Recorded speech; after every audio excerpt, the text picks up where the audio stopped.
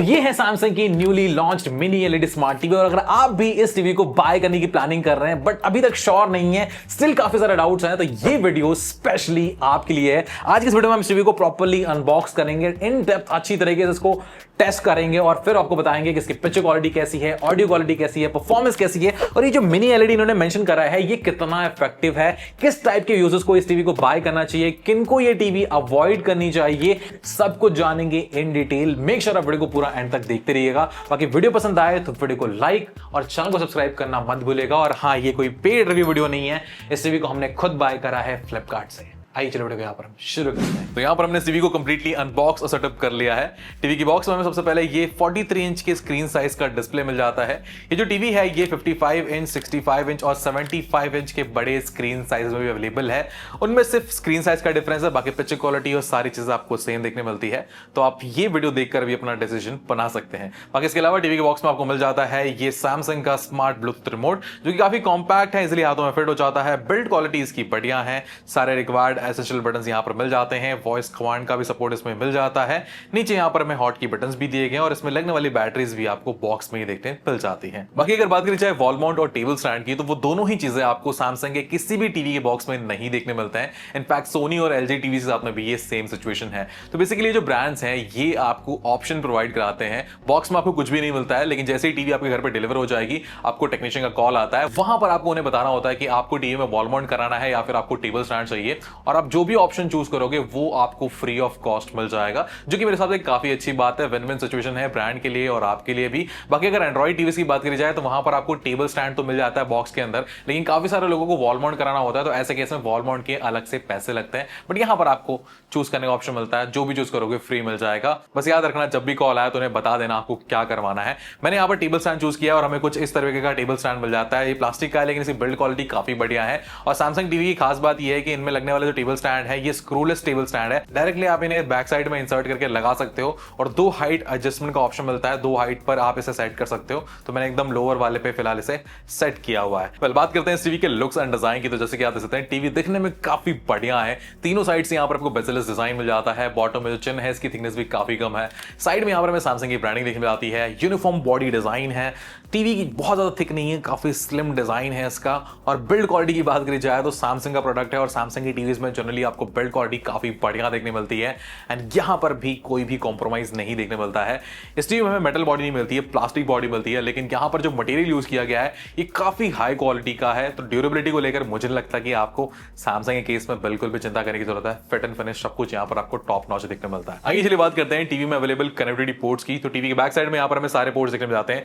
ऊपर सबसे पहले यहां पर हमें एक यूएसबी पोर्ट दिया गया है। सिर्फ एक ही पोर्ट दिया गया, 2 दिया होता तो काफी अच्छा होता। बाकी नीचे आया तो यहां पर हमें 3 HDMI पोर्ट मिल जाते हैं, जिसमें से टॉप वाला EARC सपोर्ट करता है, तो आप इसके through Dolby Atmos sound bar भी कनेक्ट कर सकते हो। इसके नीचे आपको 2 HDMI पोर्ट मिल जाते हैं। एक यहाँ पर आपको लैन पोर्ट मिलता है, एक यहाँ पर आपको एंटीना और केबल पोर्ट मिल जाता है। तो जितने भी रिक्वायर्ड एसेंशियल पोर्ट्स हैं वो आपको यहाँ पर बैक साइड में मिल जाते हैं। हालांकि साउंड बार के लिए हमें बहुत ज्यादा ऑप्शन नहीं है।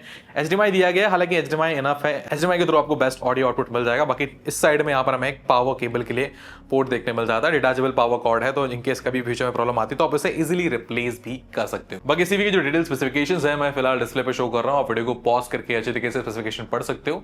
आइए चलिए बात करते हैं इसके ऑपरेटिंग सिस्टम की। तो ये है टीवी का होम स्क्रीन। यहाँ पर हमें सैमसंग का टाइजन OS देखने मिल जाता है। जी हाँ, ये सैमसंग का खुद का ऑपरेटिंग सिस्टम है टीवीज के लिए, जो कि अगेन काफी पॉपुलर है। इसमें आपको सभी OTT ऐप्स का सपोर्ट मिल जाएगा, तो आपको इस बात की चिंता करने की जरूरत नहीं है कि आपका फेवरेट OTT ऐप इसमें है या फिर नहीं।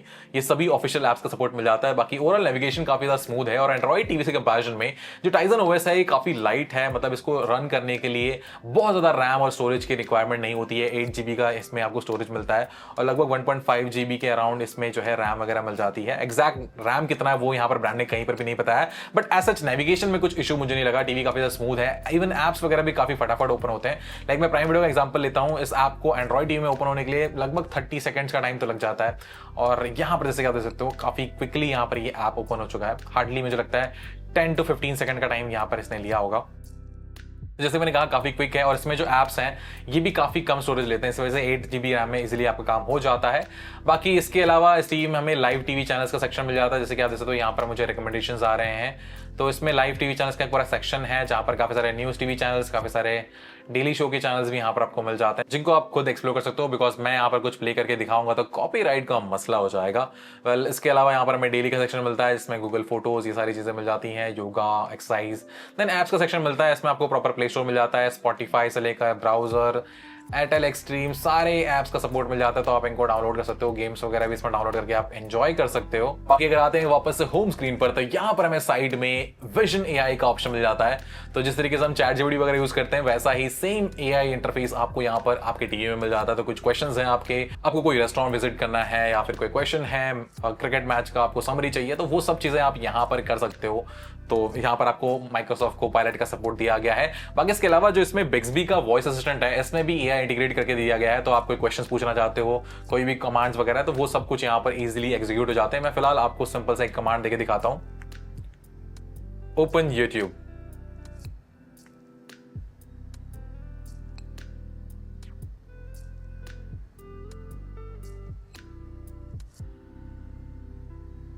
ओके, तो जैसे कि आपने देखा काफी इजीली इसने यूट्यूब ओपन कर लिया है। अब मैं थोड़ा सा सेटिंग आपको एक्सप्लोर करा देता हूं। तो इसमें बहुत सारे ऑप्शंस नहीं है सेटिंग्स में, काफी सिंपल सा है सैमसंग का टीवी। ओके, तो सेटिंग्स जब आप कुछ प्ले कर रहे होते हो और तब आप सेटिंग ओपन करते हो तो थोड़ा सा यहाँ पर टाइम लेता है, ये चीज मैंने यहाँ पर नोटिस करी है। बाकी ऐसे नॉर्मली अगर आप सेटिंग्स ओपन करोगे तो बिल्कुल भी टाइम नहीं लगाता है। ओके, तो यहाँ पर हमें ऑप्शन मिलता है all setting, brightness, picture mode. Picture mode की बात करें तो यहाँ पर हमें स्टैंडर्ड, इको, मूवी और film maker mode. Film maker mode में अगर आपको कुछ भी पोस्ट प्रोसेसिंग चाहिए तो आप एंजॉय कर सकते हो, बट कलर्स वहाँ पे थोड़े से और डाउन से हो जाते हैं। टोटली आप ये एक्सप्लोर करके अपने हिसाब से चेक कर सकते हो। साउंड मोड में दो ऑप्शन मिलते हैं, एम्पलीफाई और अडेप्टिव। आपको अगर साउंड थोड़ी कम लग रही तो एम्पलीफाई कर लीजिए, नहीं तो अडेप्टिव मेरे हिसाब से काफी बढ़िया है। बाकी इसके अलावा इस टीवी को आप अपने स्मार्टफोन से भी कंट्रोल कर सकते हो। अगर आपके घर पे सैमसंग के और भी डिवाइसेस हैं, उन सबको एक साथ कनेक्ट करके इसी टीवी के साथ में कंट्रोल भी कर सकते हो। तो ओवरऑल ओएस काफी अच्छा है। अब देखते हैं कुछ टीवी के वीडियो एंड ऑडियो सैंपल्स, उसके बाद मैं आपको अपना पर्सनल एक्सपीरियंस शेयर करता हूं।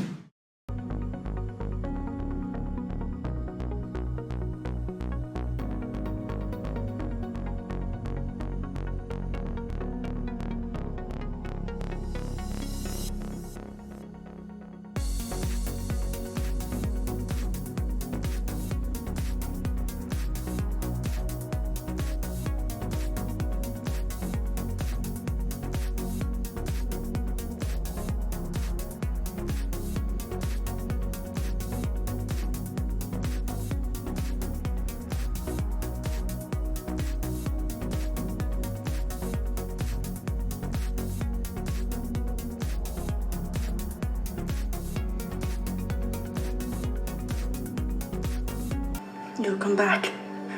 Promise.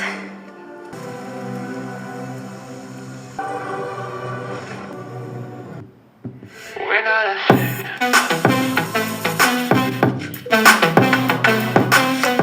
तो ये थे इस टीवी के कुछ video and audio samples. I hope आपको थोड़ा बहुत तो आइडिया लग चुका होगा कि सैमसंग की ये नई मिनी एलईडी टीवी कैसे परफॉर्म करती है। आइए चलिए बात करते हैं अब मेरे पर्सनल एक्सपीरियंस की। मेरा ओवरऑल एक्सपीरियंस इस टीवी को लेकर कैसा रहा, पिक्चर क्वालिटी कैसी है, कहां पर स्टैंड करती है, क्या प्रोज एंड कॉन्स है, और क्या आपको ये सैमसंग की नई मिनी एलईडी टीवी बाय करनी चाहिए या फिर नहीं। सबसे पहले शुरू करते हैं पिक्चर क्वालिटी से। देखिए, इस टीवी में हमें मिलता है V panel with mini LED backlighting. ध्यान से सुनना, ये क्यूडी मिनी एलईडी नहीं है, ये सिर्फ मिनी एलईडी है। अक्सर हमें बाकी सारे ब्रांड्स के केस में क्वांटम डॉट यानी क्यूलेड प्लस मिनी एलईडी का कॉम्बिनेशन देखने मिलता है, बट सैमसंग के केस में सिर्फ मिनी एलईडी टीवी है। ये नॉर्मल एलईडी टीवी है with mini LED backlighting. Okay, अब बात करते हैं सबसे पहले फटाफट क्या चीजें इस टीवी में मुझे इंप्रेसिव लगी है। मैं हर साल सैमसंग का ये पर्टिकुलर क्रिस्टल सीरीज रिव्यू करता हूं और इस साल इन्होंने न्यू मिनी एलईडी वाला लॉन्च करा है। फटाफट से बात करते हैं क्या चीजें मुझे इस टीवी में सबसे ज्यादा अच्छी लगी हैं। सबसे पहले इस टीवी में कॉन्ट्रास्ट जो काफी बढ़िया है, इस वजह से टीवी में black colours properly deep black देखने मिलते हैं और TV dark and bright scenes को काफी अच्छी तरीके से हैंडल करती है। और मिनी एलईडी बैकलाइटिंग होने की वजह से टीवी में आपको ब्लूमिंग और हैलो इफेक्ट भी बहुत ज्यादा नहीं देखने मिलता है। इनफैक्ट यहाँ पर आप ये कुछ सैंपल वीडियोस भी देख सकते हो, यहाँ पर क्लियरली कोई भी लाइट ब्लीडिंग या फिर ब्लूमिंग इफेक्ट नहीं देखने मिलता है। टीवी जो ब्राइट ऑब्जेक्ट्स को काफी अच्छे तरीके से हैंडल करती है और ब्लैक जो है आपको प्रॉपर्ली डीप ब्लैक देखने मिलता है। मोस्टली टीवीज में ये थोड़ा सा ग्रेइश हो जाता है या फिर ऑब्जेक्ट के बाहर थोड़ा सा लाइट जो है वो सराउंडिंग में लीक होती है, बट यहाँ पर टीवी जो है अपना काम काफी बढ़िया तरीके से कर रहा है। तो ऐसे सीन्स में आपको ये टीवी बिल्कुल भी डिसअपॉइंट नहीं करने वाला है।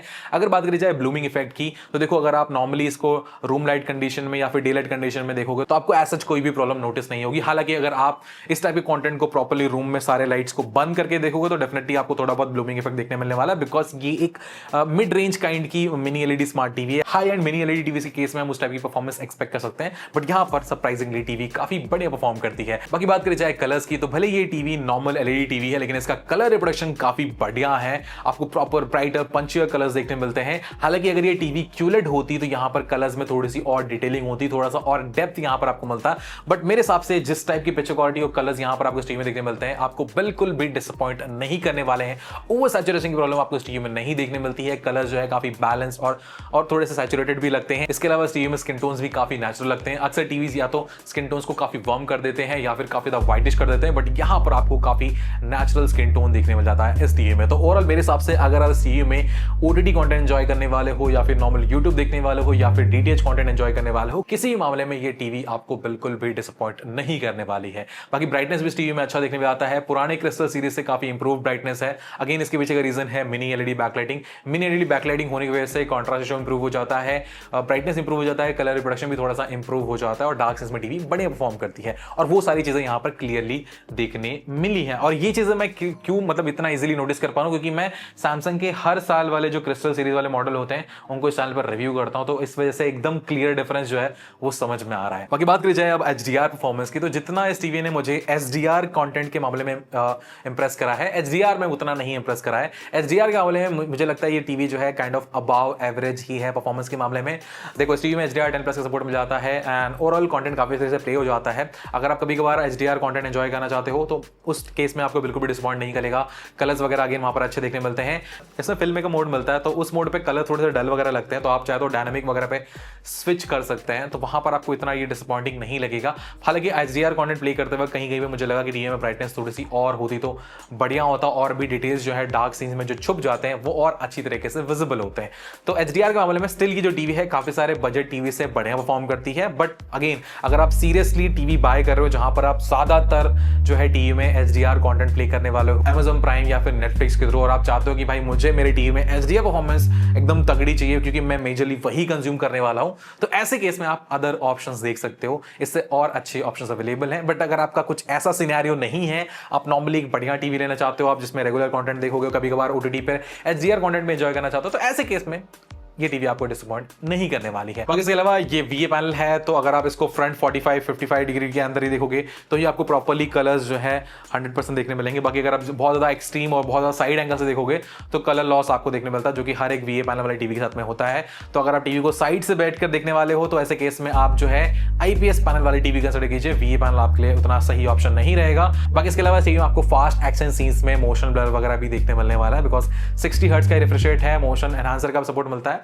तो वो स्पोर्ट्स कंटेंट देखने में थोड़ा बहुत इंप्रूव हो जाता है। बट अगेन लाइक अगर आपको फास्ट एक्शन सीन्स या फिर एकदम डेडिकेटेडली आपको स्पोर्ट्स कंटेंट के लिए टीवी बाय करनी है तो ऐसे केस में आई वुड सजेस्ट ऐसी टीवी बाय कीजिए जिसमें 144 हर्ट्ज का सपोर्ट हो या फिर 120 हर्ट्ज रिफ्रेश रेट का सपोर्ट हो। ऐसे केस में टीवी आपको उतना इंप्रेस नहीं करने वाली है। तो ये है सारी चीजें पिक्चर क्वालिटी को लेकर। बात करते हैं ऑडियो डिपार्टमेंट की, तो इस बार सैमसंग ने 20 वॉट के स्पीकर से अपग्रेड करके 30 वॉट के स्पीकर दिए गए जो कि अच्छा साउंड करते हैं, अब लाउड हैं और आपको क्लैरिटी भी अच्छी मिलती है। स्मॉल से मीडियम साइज रूम के लिए इनफ है, बड़े आराम से इतने बड़े रूम को फिल कर देते हैं। डायलॉग से क्लैरिटी भी काफी अच्छी है, म्यूजिक वगैरह भी सुनना है तो उसमें मजा भी आता है। हालांकि जैसे कि मैं आपको हमेशा सजेस्ट करता हूं कि अगर आप एक बढ़िया टीवी बाय करो और आपने ऑडियो एक्सपीरियंस को इंप्रूव करना चाहते हैं तो 5 से 6 हज़ार रुपए का भी अगर आप एक साउंड बार बाय कर लेंगे तो आपका ऑडियो एक्सपीरियंस ओवरऑल जो कंटेंट व्यूइंग एक्सपीरियंस है वो काफी इंप्रूव हो जाएगा। तो कुछ साउंड बार जो है बजट वाले 5 से 10 हज़ार रुपए के अंदर, वो मैं लिंक यहाँ पर टैग कर दूंगा, आप उसे चेकआउट कर लेना अगर आप ये टीवी बाय करो। इनफैक्ट कोई और टीवी भी बाय कर रहे हो तो थोड़ा सा अगर आप एक साउंड बार में इन्वेस्ट करोगे, क्योंकि डिस्प्ले पैनल तो काफी बढ़िया है और टीवी के स्पीकर्स कितना ही